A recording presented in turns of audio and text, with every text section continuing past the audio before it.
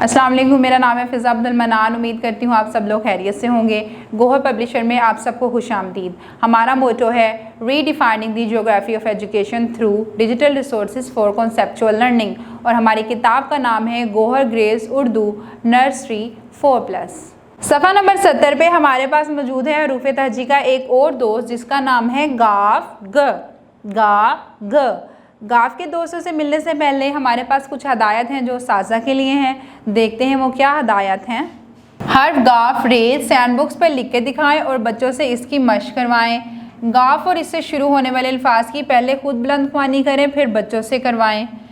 गाफ से शुरू होने वाले मज़ीद अल्फाज की फ्लैश कार्ड से वजाहत करें, जैसे गोभी, गर्मा वगैरह।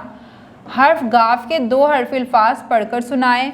इब्तदाई शक्ल की पहचान करवाएं। अब हम बढ़ते हैं अपने सबक की तरफ।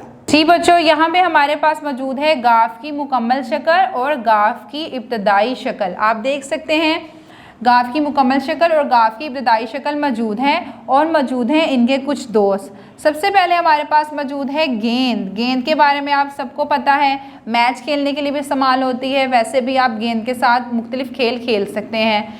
इसके बाद हमारे पास मौजूद है गाजर। गाफ ग गाजर। गाजर जो होती है सब्ज़ी होती है, इसके सर के ऊपर पत्ते लगे होते हैं और इसका रंग लाल भी होता है और नारंगी रंग भी होता है। इसके बाद हमारे पास मौजूद है गाफ गीदड़। गीदड़ जो है वो ज़्यादातर जंगलों में पाया जाता है और रात के वक्त ज़्यादा दिखाई देता है। इसके बाद हमारे पास मौजूद है 2 हर्फी लफ्ज़। 2 हर्फी लफ्ज़ में गाफ की इब्तदाई शक्ल ने दोस्ती की है रे के साथ। गाफ रे गुड़, गाफ लाम गुल, गाफ नून गिन।